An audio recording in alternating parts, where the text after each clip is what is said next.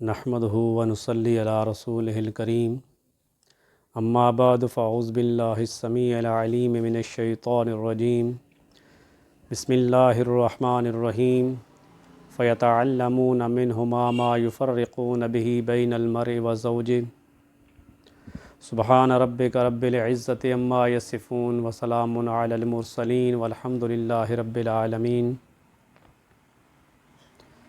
حضرات، پچھلے دنوں گجرات میں ایک اجتماع ہوا جس میں مولانا عبداللہ راشد صاحب نے کچھ خرافات بکیں۔ مناسب سمجھا کہ اس مولوی کے کچھ سوالات کا جواب دیا جائے۔ ایک اتنے معتبر سٹیج پہ بیٹھ کر اتنی غیر معتبر باتیں کرنا یہ کسی انسان کو زیب نہیں دیتا۔ سید عنایت اللہ شاہ صاحب بخاری رحمہ اللہ تعالی ان کے سٹیج پہ کھڑے ہو کر اس طرح کی تبرہ بازی اور اس طرح کے خرافات بکنا یہ کسی انسان کو بھی زیب نہیں دیتا۔ مسئلہ بیان کیا مولوی صاحب نے کہ موسیٰ علیہ السلام پر اثر ہوا یا فلاں پہ اثر ہوا یا فلاں پہ اثر ہوا۔ پھر آگے کہتا ہے کہ ہمارا عقیدہ ہے کہ نبی علیہ السلام کے قلب منور، عقل منور اور قلب مطہر پر اثر نہیں ہوا اور نہ ہی وحی پہ اثر ہوا ہے۔ جادو کا اثر نبی علیہ السلام کے عقل مبارک پہ بھی نہیں ہوا اور قلب مطہر پر بھی نہیں ہوا اور وحی پہ بھی نہیں ہوا۔ جو شخص نبی علیہ السلام کی عقل پر اور دل پر اثر کا قائل ہے وہ کافر ہے۔ ہم بھی کہتے ہیں وہ کافر ہے۔ اب مولانا آپ یہ بتائیں کہ نبی علیہ السلام پر جادو کا اثر کس مقام پہ ہوا ہے، کہاں ہوا ہے، کس مقام پہ ہوا ہے اور کون ہے کرنے والا؟ نبی علیہ السلام کے دل پر اثر نہیں ہوا، نبی علیہ السلام کے دماغ پہ اثر نہیں ہوا، نبی علیہ السلام کی وحی پہ اثر نہیں ہوا۔ اب کہاں اثر ہوا ہے؟ کہتا ہے کچھ تھوڑے عرصے کے لیے اثر ہوا ہے۔ پھر کہتا ہے اپنے قول کے مطابق، مولوی عبداللہ راشد اپنی بات کے مطابق، اپنی تقریر کے مطابق کافر اور مرتد ہے۔ کیوں؟ اس نے کہا ہے کہ جو شخص نبی علیہ السلام پر عقل پر، نبی علیہ السلام کی عقل پر جادو کا قائل ہے یا دل پر جادو کا قائل ہے وہ کافر ہے۔ تو مولانا پھر آپ نے یہ کہا کہ نبی علیہ السلام کو خیالات آتے تھے کہ میں نے یہ کام کیا ہے یا نہیں کیا۔ اب مجھے بتاؤ کہ خیالات انگلیوں میں آتے ہیں، خیالات ہاتھوں میں آتے ہیں، خیالات پاؤں میں آتے ہیں، کہاں خیالات آتے ہیں؟ اب تیرے عقیدے کے مطابق نبی علیہ السلام پر کی عقل پر جادو کے اثر کو ماننے والا کافر ہے اور خیالات دماغ میں آتے ہیں، عقل میں آتے ہیں، لہٰذا تیری تقریر کے مطابق تو خود کافر اور مرتد ہے۔ یا تو مجھے بتا کہ خیالات ہاتھوں میں آتے ہیں یا پاؤں میں آتے ہیں۔ ایک طرف اقرار کر رہا ہے کہ نبی علیہ السلام کی عقل پر جادو کا اثر نہیں ہوا اور دوسری طرف اقرار کر رہا ہے کہ نبی علیہ السلام کو خیالات آتے تھے۔ کم از کم اگر انسان میں تھوڑی سی بھی عقل ہو نا تو کبھی اس طرح کے الفاظ استعمال نہیں کرتا۔ پھر کہتا ہے نبی علیہ السلام کے جسم پر اثر ہوا۔ جسم پر جو روایات آتی ہیں ان روایات میں آتا ہے کہ نبی علیہ السلام کی نعوذ باللہ داڑھی مبارک کے بال جھڑ گئے، نبی علیہ السلام کے سر مبارک کے بال جھڑ گئے۔ ان روایات کو مانتا ہے؟ ان روایات پہ تیرا عمل ہے؟ اگر جسم پہ اثر ہوا ہے، تو بھی کہتا ہے کہ نبی علیہ الصلوۃ والسلام کے سر کے بال نہیں جھڑے، نبی علیہ الصلوۃ والسلام کی داڑھی مبارک کے بال نہیں جھڑے، پھر جسم پہ اثر نہ ہوا؟ جسم پہ بھی اثر کا تو اپنے عقیدے کے مطابق قائل نہیں ہے۔ اگر تیرا عقیدہ ہے کہ نبی علیہ الصلوۃ والسلام کے جسم مبارک پہ اثر ہوا ہے تو واضح طور پہ اعلان کر کہ نبی علیہ الصلوۃ والسلام کے بال بھی جھڑ گئے، داڑھی کے بال بھی جھڑ گئے اور سر کے بال بھی جھڑ گئے۔ یہ بھی تو نہیں مانتا، عقل پہ بھی نہیں مانتا، دماغ پہ بھی نہیں مانتا، دل پہ بھی نہیں مانتا، وحی پہ بھی نہیں مانتا، کہاں مانتا ہے؟ یہودیوں کی، روافض کی جھوٹی روایات لے کر نبی علیہ الصلوۃ والسلام پر بہتان لگاتا ہے، تبرہ کرتا ہے، اور اتنے معتبر سٹیج پہ بیٹھ کر کم از کم تجھے کچھ خیال ہونا چاہیے۔ پھر کہتا ہے کہ نص قطعی فیتعلمون منہما ما یفرقون بہ بین المرء وزوجہ۔ مولوی صاحب تمہیں پتہ ہے کہ یہاں ما نافیہ ہے یا ما موصولہ ہے؟ کم از کم اتنا تو خیال کر لیتا کہ آگے قرآن کی آیت ہے وما ہم بضارین بہ من احد الا باذن اللہ، کہ کوئی کسی کو نفع نقصان کا کوئی مالک نہیں ہے۔ پھر دلیل دیکھو کیا کہتا ہے کہ نبی علیہ الصلوۃ والسلام پر حملہ ہوا، انبیاء علیہ الصلوۃ والسلام کو شہید کیا گیا کہ یہ عصمت کے منافی ہے۔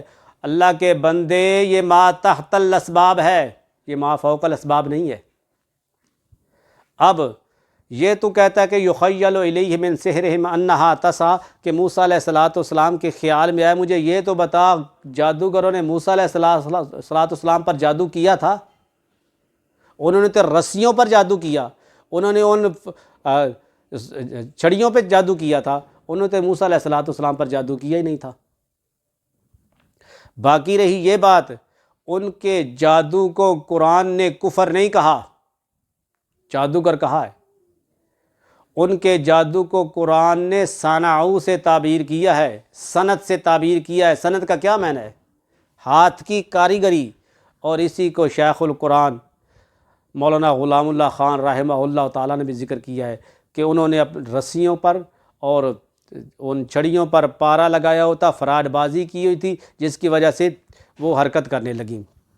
باقی تیرا اور عقیدہ ہے کہ نبی علیہ الصلوۃ والسلام پر جادو کا اثر ہوا ہے، ایک روایت، ایک صحیح روایت وہ ثابت کر جس پر تیرا عقیدہ ہے، جس پر تیرا عمل ہے۔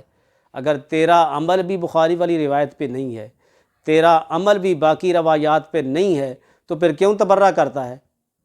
ایک روایت مجھے بیان کر دے کہ جس میں یہ ہو کہ اس روایت کے مطابق میرا عقیدہ ہے کہ نبی علیہ الصلوۃ والسلام پر نبی علیہ السلام کے جسم پر اثر ہوا ہے۔ جو روایتیں بیان کرتا ہے وہاں عقل کی تخصیص ہے، قلب کی تخصیص ہے، وہاں وحی کی تخصیص ہے۔ ایک روایت بیان کر، لیکن تیرے اندر جرت نہیں، ہمت نہیں۔ اپنے اکابرین سے پوچھ لے، اپنے مولویوں سے پوچھ لے۔ جس آدمی کو اردو پڑھنی نہ آتی ہو، عربی تو کہاں دور کی بات ہے، مولانا کچھ خدا کا خوف کریں، خیال کرے پیغمبر کی عصمت کا معاملہ ہے، اس طرح تبرہ بازی کر کے انبیاء علیہ الصلوۃ والسلام کی عصمت کو تار تار نہ کریں۔ باقی رہی یہ بات، کہتا ہے کہ کچھ عرصے کے لیے نبی علیہ الصلوۃ والسلام کے جسم مبارک پر اثر ہوا۔ مجھے پوری ذخیرہ احادیث میں اپنے اس دعوے کے مطابق ایک دلیل دیتے، کتنا اثر رہا ہے؟ ایک روایت بیان کر، کتنا عرصہ اثر رہا ہے نبی علیہ الصلوۃ والسلام کے وجود پر، اور اس عرصے میں نبی علیہ الصلوۃ والسلام نے کیا کیا کام کیا ہے، کیا کیا نہیں کیا۔ کیا وہ اس عرصے میں نبی علیہ الصلوۃ والسلام کے افعال جو ہیں، نبی علیہ السلام کے افعال سنت بنیں گے یا نہیں بنیں گے؟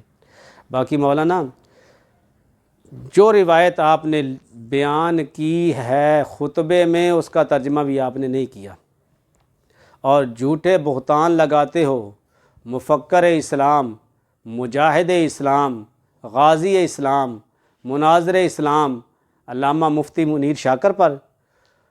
اللہ کے بندے، اس کے پیشاب کی طرح کا بھی تو نہیں ہے۔ کم از کم کچھ خدا کا خوف کر کہ ایک مفکر اسلام پہ تنقید کر رہا ہے، کہتا ہے کہ حضرت عائشہ صدیقہ رضی اللہ تعالی عنہ پر انہوں نے رضی اللہ تعالی عنہ نہیں لکھا۔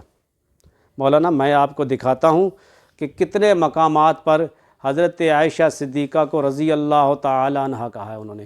لیکن کچھ خدا کا خوف ہونا چاہیے کہ اگر تیرے اندر کتاب پڑھنے کی ہمت نہیں ہوئی، جرت نہیں ہوئی، تو کم از کم اس طرح کی بے ایمانی تو نہ کرتا کہ حضرت عائشہ صدیقہ کے اوپر بھی بہتان لگا رہا ہے اور مفتی منیر شاکر پر بھی بہتان لگا رہا ہے کہ انہوں نے جی رضی اللہ تعالیٰ عنہ نہیں لکھا۔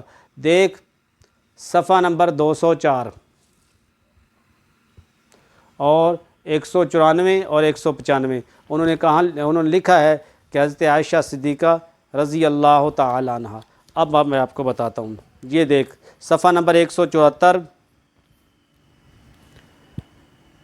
عائشہ رضی اللہ تعالی عنہ، اور اس کے بعد دوسرا مقام ہے 197 صفحہ ہے، ان عائشہ رضی اللہ تعالی عنہ، صفحہ نمبر 197، ان عائشہ رضی اللہ تعالی عنہ، اس دو مقام پر حضرت عائشہ رضی اللہ تعالی عنہ۔ اس میں تو کسی کا اختلاف بھی نہیں ہے مولانا، اگر کتابت کی غلطی کی وجہ سے کسی مقام پہ عائشہ رضی اللہ تعالی عنہ نہیں لکھا گیا تو اس کا مطلب نہیں ہے کہ حضرت عائشہ صدیقہ کی رضی اللہ تعالی عنہ نہیں ہیں، لیکن اس طرح کی کجیے نکال کر، اس طرح کے چھوٹے چھوٹے یعنی کہ نقطے نکال کر ایک مفکر اسلام پہ تبرہ کرنا، یہ تجھے زیب نہیں دیتا۔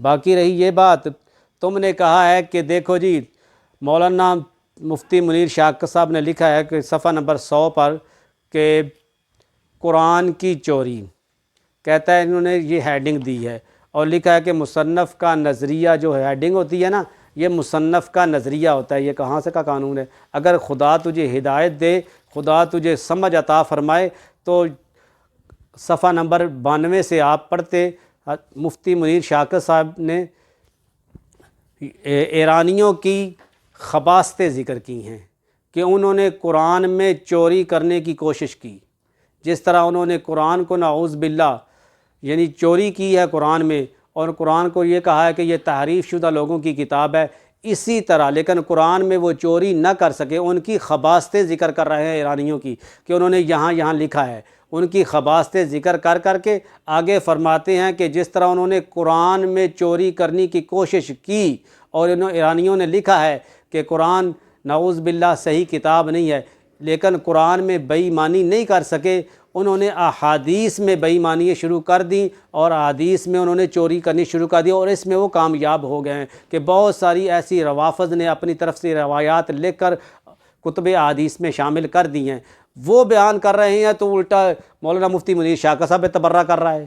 کم از کم تجھے کتاب اردو سمجھنے کی اللہ کریم توفیق اگر عطا فرمائے نا تو کبھی بھی تم اس طرح کا تبرہ نہ کرتے، اور مفکر اسلام پر اور مجاہد اسلام پر، غازی اسلام پر تو اس طرح کا تبرہ کر رہا ہے۔ لیکن تمہیں اس دن بھی کہا تھا کہ مولانا سٹیج پہ کھڑے ہو کر کسی عالم کا نام لے کر ملحد اور کافر کہنا یہ پاکستانی جرم بھی ہے اور بہت بڑا جرم ہے، لیکن تو اپنے کرتوتوں سے باز نہیں آ رہا۔ میں اس کے اکابرین سے اپیل کرتا ہوں کہ کم از کم اس مولوی کی زبان کو بند کیا جائے، اس کے تبرے کو بند کیا جائے، وگرنہ اس کا انجام بہت اچھا نہیں ہوگا۔ بہرحال اب دلائل کی طرف، ایک روایت چیلنج کر کے کہتا ہوں کہ پوری ذخیرہ احادیث میں ایک روایت ایسی بیان کر دے کہ جس پر تیرا عمل ہو اور تیرے اکابرین کا عمل ہو کہ نبی علیہ الصلوۃ والسلام پر جادو کا اثر ہوا ہے۔ ہم ببانگے دوہل کہہ رہے ہیں کہ پیغمبر کی توہین نہ کرو، نبی علیہ الصلوۃ والسلام معصوم عن الخطا ہے، اور پیغمبر پر اس طرح کا تبرہ کر کے نبی علیہ الصلوۃ والسلام کی اہانت مت کر۔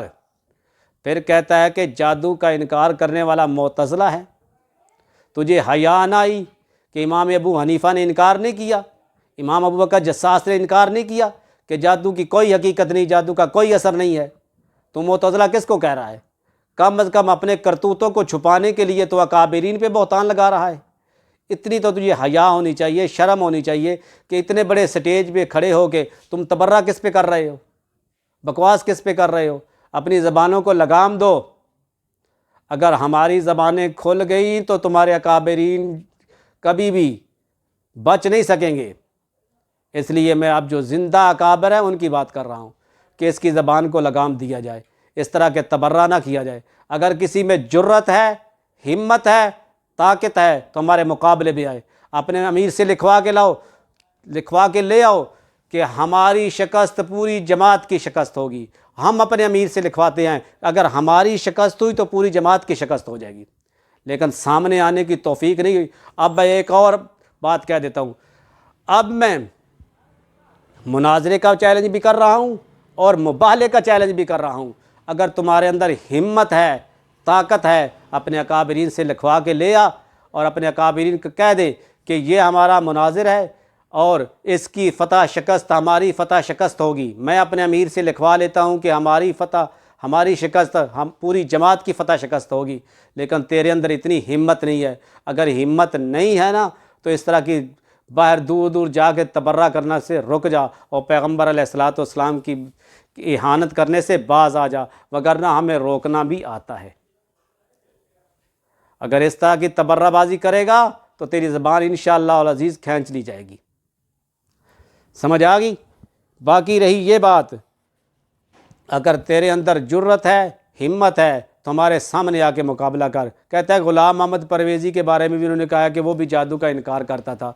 تو مولانا اگر کوئی آدمی، ہم پرویزی کو مسلمان نہیں کہتے، یہ کہ نہ کہنا کہ ہم پرویزی بے ایمان کو مسلمان کہہ رہے ہیں، ہم تو یہ کہہ رہے ہیں کہ اس کفر کا انکار جہاں امام ابوبکر جساس نے کیا ہے، جہاں امام ابو حنیفہ نے کیا ہے، وہاں اس پرویزی نے بھی کیا ہے۔ تم سے تو وہی اچھا ہو گیا کہ جس نے یہ تو کہہ دیا کہ نبی علیہ الصلوۃ والسلام پر جادو کا اثر نہیں ہوتا اور نبی علیہ جادو کی کوئی حقیقت نہیں ہے۔ ما فوق الاسباب، کسی کو نافع اور نفع و نقصان کا مالک سمجھنے والا انسان دائرہ اسلام سے مولانا خارج ہو جاتا ہے۔ آپ اپنے سٹیجوں پہ بارہا اعلان کرتے ہیں کہ نفع نقصان کا مالک اللہ تبارک و تعالیٰ کی ذات ہے، غائبانہ طور پر نہ کوئی کسی کو نفع دے سکتا ہے نہ نقصان دے سکتا ہے، غائبانہ طور پر نفع نقصان کا مالک اللہ تبارک و تعالیٰ کی ذات ہے۔ اب یہودی بیٹھا ہے 5 میل کے فاصلے پر، پہلے نمبر پر تو جادو ہوا ہی نہیں، میں سرے سے انکار کرتا ہوں کہ یہ جادو والا واقعہ گڑھا گیا ہے 7 ہجری میں۔ 5 ہجری کے بعد مجھے دکھا دے مدینہ منورہ میں کوئی یہودی۔ کہاں ہے یہودی مدینہ منورہ میں؟ نبی علیہ الصلوۃ والسلام کا کوئی ہمسایہ یہودی نہیں تھا، اور نہ ہی نبی علیہ الصلوۃ والسلام کا کوئی خادم یہودی تھا جس نے بال وغیرہ نبی علیہ الصلوۃ والسلام سے لیے۔ مولانا یہ کہانی بنائی گئی ہے، یہ من گڑھت روایات ہیں اور ایرانیوں کی گڑھی ہوئی ہیں، روافظ کی گڑھی ہوئی ہیں۔ روافظ کی گڑھی ہوئی روایات کو دیکھ کر پیغمبر کی عصمت نہ کر، پیغمبر کی اہانت نہ کر۔ اگر تمہارے اندر جرت ہے، ہم مناظرے کے لیے بھی تیار ہیں، مباہلے کے لیے بھی تیار ہیں، لیکن کم از کم اپنے امیر سے لکھوا کے تو لاؤ کہ ہماری فتح شکست ہماری جماعت کی فتح شکست ہوگی۔